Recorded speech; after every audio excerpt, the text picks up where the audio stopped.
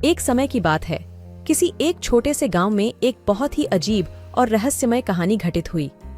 इस गांव के निवासियों के पास एक पुराना पेड़ था, जिसकी चारों ओर अनजाने और रोचक रहस्य थे।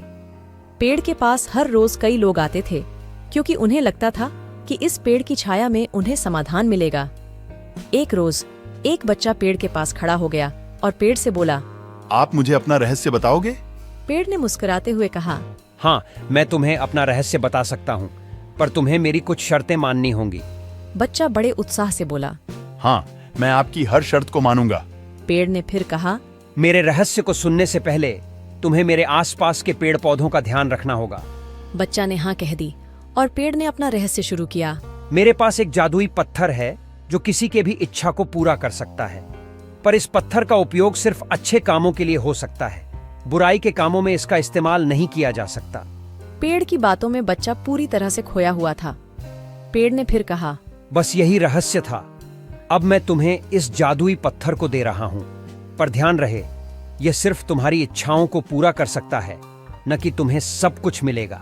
बच्चा ने धन्यवाद कहा और वहां से चला गया, पर उसकी इच्छा बदल गई। वह अपने दोस्तों को भी इस जादुई पत्थर के बारे में बताने लगा। गांव के लोग अब इस पत्थर की चर्चा करने लगे, लेकिन एक बुजुर्ग आदमी ने बच्चे को समझाया, बेटा, यह पत्थर तुम्हें आशा दे सकता है, लेकिन अच्छे कामों के लिए ही उसका इस्तेमाल करो। बच्चा ने उस बुजुर्ग की बात मानी और पेड़ के पास वापस गया। वहां पहुंचकर उसने अपनी इच्छा को बदल दिया। अब उसकी इच्छा थी कि उसके गांव में सभी को सुख शांति मिले। जैसे ही उसने इस इच्छा को मंत्रमुग्ध किया, उसे अचानक पता चला कि सभी लोग खुश हैं। गांव में खुशियों का माहौल छाया हुआ था। बच्चा ने देखा कि उसकी इच्छा पूरी हो गई है। वह बहुत खुश था और उसने पेड़ को धन्यवाद कहा। पेड़ ने मुस्कुराते हुए उसे बधाई दी और कहा, बच्चा, तुमने सीख ली है कि हमें अपनी इच्छाओं को सावधानी पूर्वक चुनना चाहिए।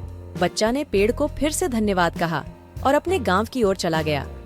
उसकी कहानी गांव के लोगों के बीच फैल गई और सभी ने उसके इस अद्भुत काम को सराहा। इस कहानी से हमें यह सीख मिलती है कि हमें हमेशा अच्छे कामों के लिए अपनी इच्छाओं का इस्तेमाल करना चाहिए और दूसरों की खुशी के लिए भी प्रयास करना चाहिए। यही सच्ची सफलता का राज है।